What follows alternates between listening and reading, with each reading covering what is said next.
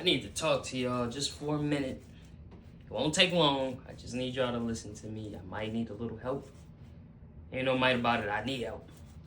And I just need y'all to listen to me for y'all to help. Just give me a minute. Please. I won't take up your time. I know you want to get back to your videos and all your other stuff. But I just need help. It's like we all do. I feel like I feel like I'm just screwed. I mean, we all know the economy is just tearing us apart. That's the easy part. It's not even about money anymore. Like, I'm back living with my mother. I don't have a family. It's just getting harder and harder. It's like, it's not even no steps forward and then you take 3. It's just all backward steps. There is no gain at all. There's no fake gain, no fake wins. We are at a terrible time spiritually and just personally. Like, people don't even like each other. I don't even know what to say about that. Like, I try to love people even when I'm in like the drive-through. It's just people hate you. It's like, all right, get out of here. It's like you put the app in. Why are you mad at me for coming and getting food or going to the grocery store? Pick up, it's like everybody's just angry at everybody. I don't know, but like I think I'm complaining about the same things everybody else is complaining about. It's just getting harder. Like, 1 minute, my sister's calling me. 2 seconds. Hello? Yeah, I'm kind of doing something right now. Why is it every time you call me, it's about money? You don't ever just call. Now listen, you don't ever just call to ask how I'm doing. You don't ever say I'm coming to see you. You just want you and your other sister. Y'all just call me for money. What do y'all think girls I'm talking to do? Y'all supposed to be my sisters. You just ask for money. I'm not yelling at you. I'm just frustrated. Well, I'm doing something. I'll call you back. So let me call you back. Jesus Christ. I can't even just talk without... Jesus. I'm sorry. I know I'm taking up more of y'all time, but... Family. Oh, I know how that is. I try not to make it about women, but it just seems like every time a woman calls you now, they're asking for money. I'm not even just talking about working girls or anything. It's family. How is family just asking you for money all the time? See, this is what I mean. It's like, am I crazy? I don't know, man. It's always had a hard time understanding women and what they truly want. Because I know it's not money. I don't even think they know they don't want money. But let's not harbor on that. That's my sister. That's her business. I'm not going to put her out there like I just straight up hate her, even though we have our times. I grew up having to hold her hand and raise her, basically. But I can't complain about that. It's over now. At least I have a sister, right? At least she calls and she talks. Even if it's about money. I don't know, man. This is a crazy world. I forget. I was supposed to call my father. My father lost his wife. She was like a second mother to me. Her name was Kim. She was a beautiful woman, and he was happier. He was happier with her than he was my own mother, and I was happy for him. It still hurts. I still haven't processed it because it don't feel like she was gone. She's like, I haven't seen her before she parted. I didn't see her for a while. It's because I was trapped in my own depression or whatever this is. I still haven't processed it. I went to the funeral. I'm glad I did. It was good to see everybody. But let me call him and get back to y'all. Please, once again, I'm sorry. Just 2 seconds. Family matters today.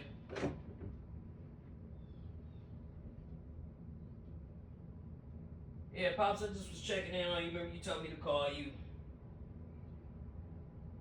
I know I haven't been over to the new place yet. I will. Just give me some time. You know I love you, man. Just give me some time. I've been working, honestly. 10 hours. I don't feel like I'm making anything. Alright. Get back to it. I love you. I'll let you in a minute.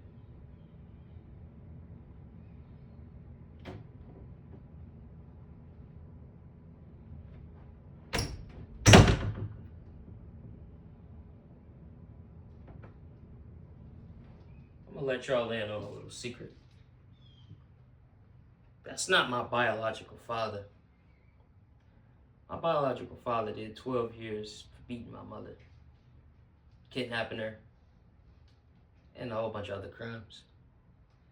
That man is the one that raised me, but that's also bitter. He sexually assaulted my sister when we were younger, and I don't think any of us recovered from it. I don't know to love him, how to feel about that. Let him, go to the Bible and, people change and forgive him. But it's like nothing is perfect. Every woman in my family has been sexually assaulted. Every single one of them. It's growing up in the ghetto, I guess, and we try to keep those secrets. It's sad when you think about it. Nobody was trained to have a happy-go life where I'm from. But I try, I try to keep these relationships because I want them to mean something, even if they don't. That's how I survive.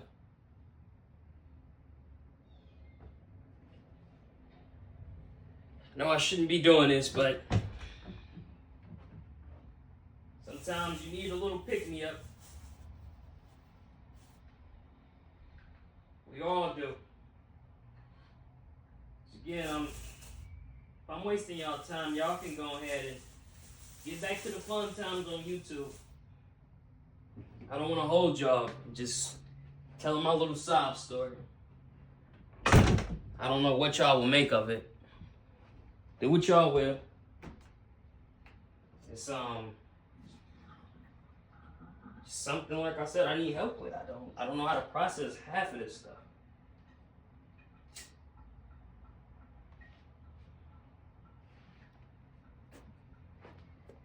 I don't even smoke. Sometimes I need to.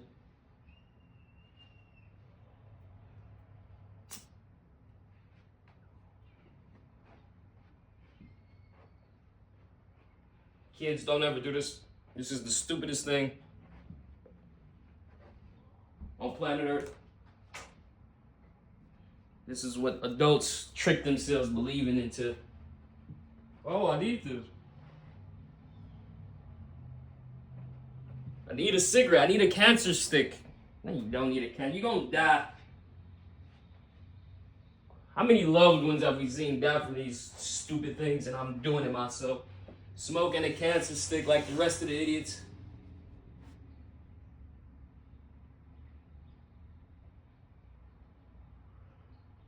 This is so stupid. My life is so stupid. I do the dumbest things in the world. And I don't even understand it half the time.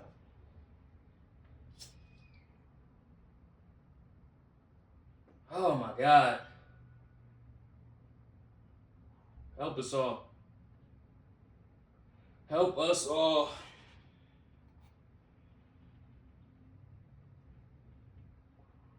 Y'all got any secrets y'all want to tell me?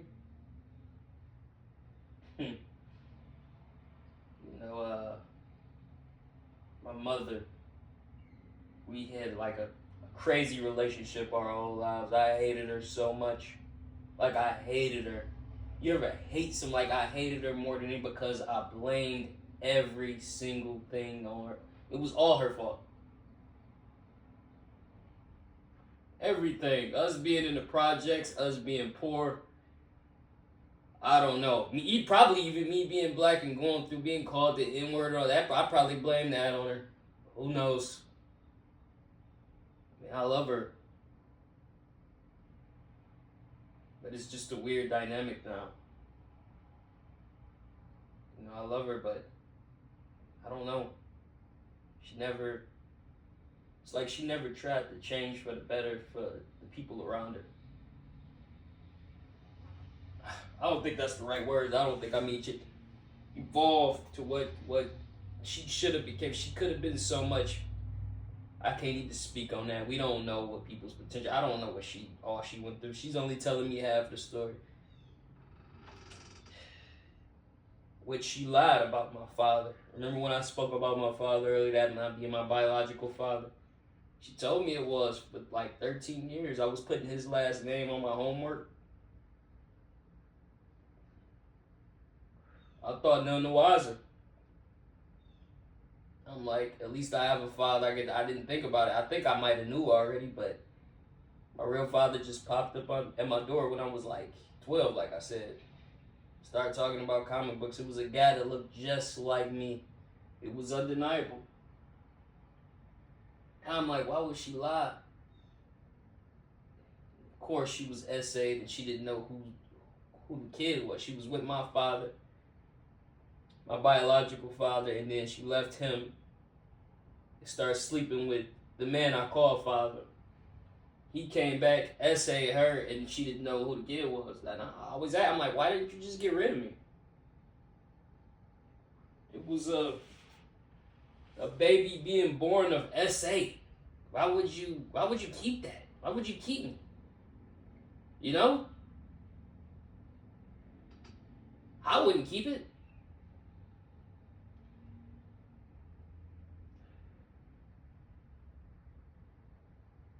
But maybe that's what makes women amazing, like they do stuff like that. Is it stupidity or is it just them being loving? You know, it's so crazy. I don't know. It's such a weird world that we live in. Everything just seems bad. And you get little glimmers of hope. You think it ain't that bad, and then it gets bad again.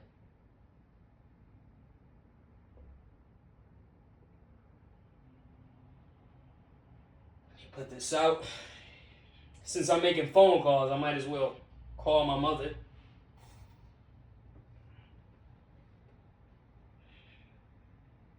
Just so y'all know it's no true hate. I mean, I am staying at her place. Can't hate her too much.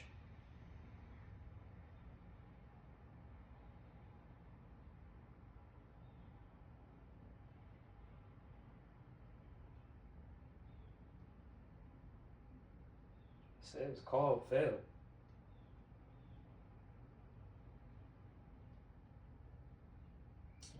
I'll talk to her when she gets home if I'm still here. Jesus, man. Jesus, Mary, and Joseph. Let me put this up so it's not a bother to us anymore.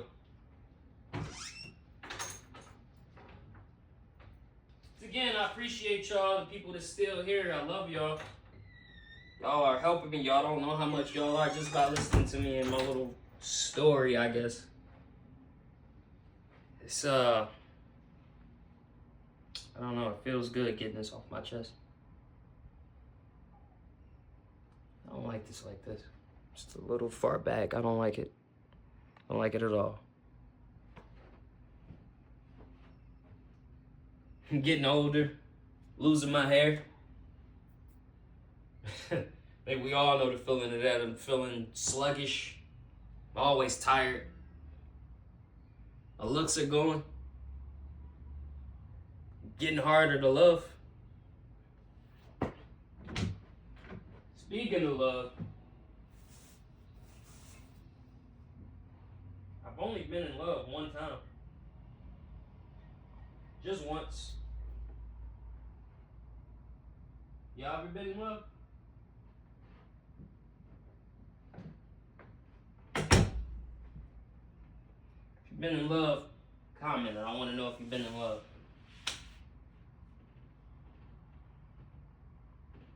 Her name was Marie.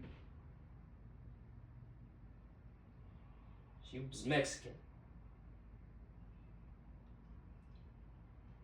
You know, when I was growing up, it was N-word this, N-word that. Like, all right, you know, and I just have crush on black girls. I don't like black girls. I love the way that they look. I love them. Like, dark skin in particular. Even though they didn't like me. But out of nowhere, we were in school, Marie just started talking to me. You know, I wasn't popular or anything. It's just a kid. Just a little black kid. You know, she was complimenting, you know, like I had a nice jacket on, what she said was nice. You know, and I would say thank you and just go about my day and try. I don't know, I thought she was just being a sweet person. And she kept talking to me. Then one day she told me she thought I was cute. Which, you know, no girl was just that straight up forward with me at that time, at that age. I was a teenager, I think. And, you know, I didn't know how to take that and kind of just ran away from her, just got away from it. It was scary. It was like, it's a different culture, a different race saying this to me. I didn't understand it. And then the next day in school, I had the courage to talk to her and tell her thank you in the real way. And it was, I don't want to say it was like magic. It was good chemistry. It just flowed, you know. So we ended up talking. You know, it seemed like it was fair. We were younger. You know how like a week it seemed like 8 months. She wanted us to date. So picked up the courage and I agreed. I was like, yeah, let's try this. Now, Mexicans in the neighborhood in Detroit are kind of different from like Texas or California. I mean, they're all different, you know, in New York. It's a little different. Like there's no essay or none of that. But there really wasn't any hate towards black people or anything in my neighborhood in Southwest Detroit. So I didn't go through that. It was like Puerto Ricans and Mexicans started like getting with each other, so it kind of, you know, they kind of had skin tone like mine. And really wasn't a big thing, and she wanted me to meet her grandmother, which she called her abuelita. And I hear other Mexicans or Puerto Ricans, the abuela, but it was like, that was the first time I ever heard that or anything. I believe that's what she called her. It's been so long. And, you know, I met her and her whole family. I was like, this is fast, you know, I didn't think you met, but it's part of their culture. You meet their family. You know, you don't just go off and have sex, which I really liked. You know, I had lost my virginity by this time too. You know, I'm saying a bad way. It's a story for another time. It was in a weird way, but you know, she grew to love me, and you know, stupid me, I questioned it. Like, what's the love about me? I'm black. I'm short. Not the best looking. What is? She was beautiful. I mean, she was beautiful.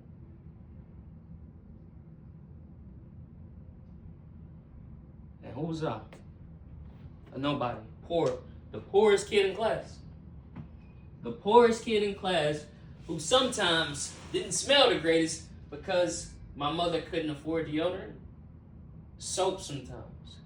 Which is another reason why I blamed her, if y'all can remember earlier in the conversation.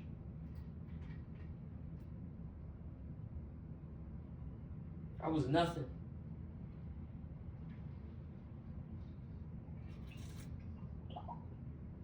Hideous, unworthy,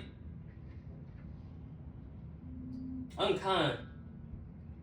I was running in the streets around this time. You know, I didn't want that stench or that ugliness. I I didn't want it to reach her.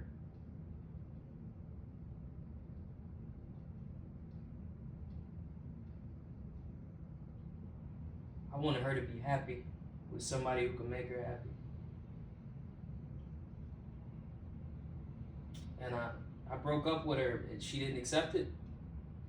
So I stayed away from my house. I started skipping school a lot. Missed like 80 days. Just so she could break it off and get over it. She kept trying. I was in love with her. She was in love with me. It was something real. It was the first real, it might have been the only real thing I had.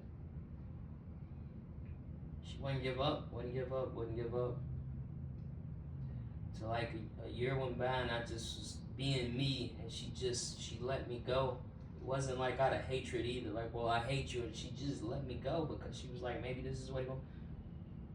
And I wanted her to be happy. It wasn't going to be, I wanted to end myself. I didn't want to be around the stuff and I didn't want to put it on her. She's married now.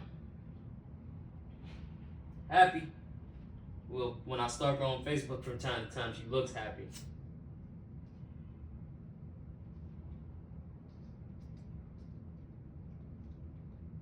I'm still in love with her. I still don't understand what did she see in me? A little dirty, poor project kid. What did she see in me?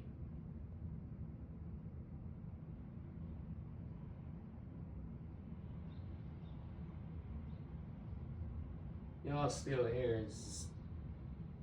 Thank you.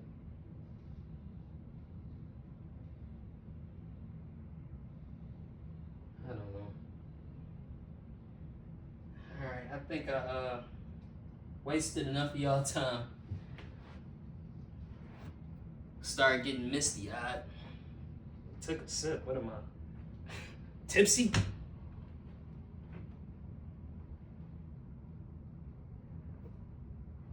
a little bit of this on my shirt. Y'all remind me to wash this shirt later. It's coming.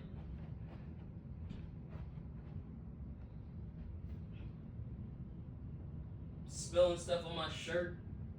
I gotta go to work. You know, I'm thinking about calling off. What's the point, you know?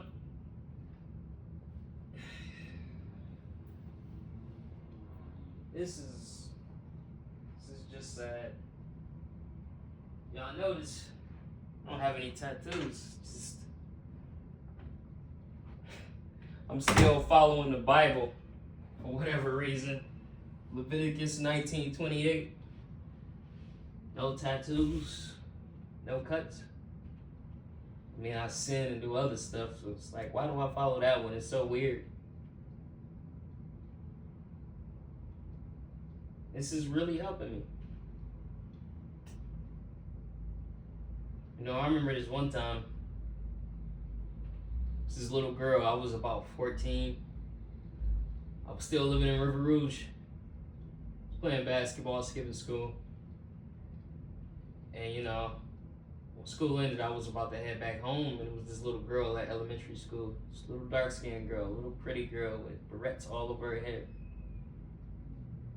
She's just waiting for somebody. Buses had all already went. She's just the only one standing there waiting, just waiting. So I stayed there just to make sure, you know, nothing happened. I'm looking at her from a distance. She's starting to look around. She's circling and she's getting worried. I'm 14, so I don't look scary. So I'm still small. I was even smaller back then. So I go to her and I'll say, you know, you waiting on your ride? She said, yeah. I was like, you want me to wait with you? She said, yeah, you can wait. I was like, my name is Mike. You know, so I'm not a stranger anymore. You know about stranger things? She said, yeah, I know. You know, why didn't you yell when I came up? She said, because you didn't look mean, you look nice. I laughed. I look nice. Little nice things people say to me, you know. Little girl wasn't scared. She said I look nice. Little sweet little girl. It's her birthday that day. Her sister was supposed to come pick her up.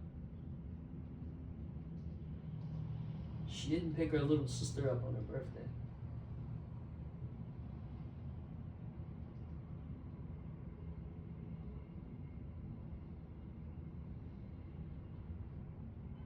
What was she doing so important she couldn't pick her little sister up on her birthday? In the ghetto.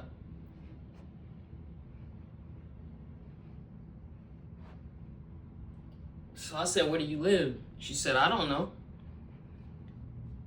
I said, let me see your homework. You used to have to put your address and stuff on the homework when you were a little kid, so I looked at it. I was like, you live by me. She stayed on Goodell just like I did. I said, you stay right by me. I'm like, I could walk you home. So I walked her home, and she held my hand the whole way there. She's like, you my new big brother.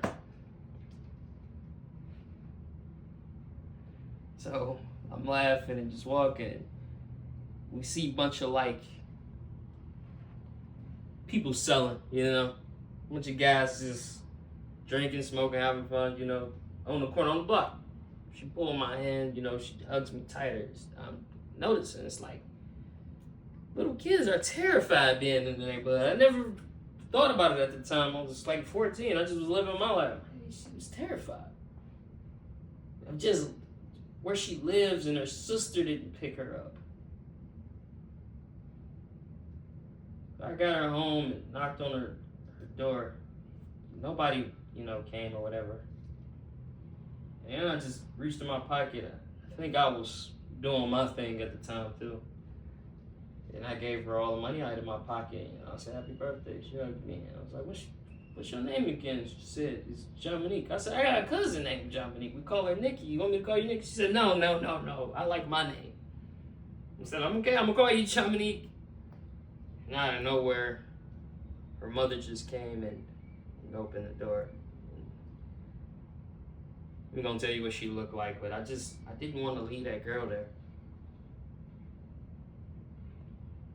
Didn't want to leave her there. Not to sound corny, but to this day, I'm still mad that I left her. I didn't want her to walk in that house.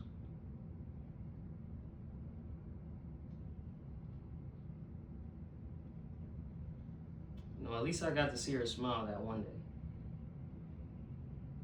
You know? That's the thing, like, I wanted to end it so many times. But it's like I was a kid like her. You just get that one day, maybe you could carry on. You know, so I'm not going to. I'm going to try to help as many people as I can while I'm here. Maybe that's my mission. Maybe that's why I went through so many bad things in my life. Just so I can help. So more people don't go through those things, or they don't go through them alone. And that's the cycle. Some people just go through hard times. And they know what it's like, and they can empathize. And you just help. Whatever little bit of help you can give to people, you do it. So that's what I'm gonna focus my life on now, is helping. Anytime I can. Just getting a little kid a little bag of chips or something, or something more grand than that, I'm gonna just help. I think everybody should just help. Even in this economy, your family situation, everybody just help.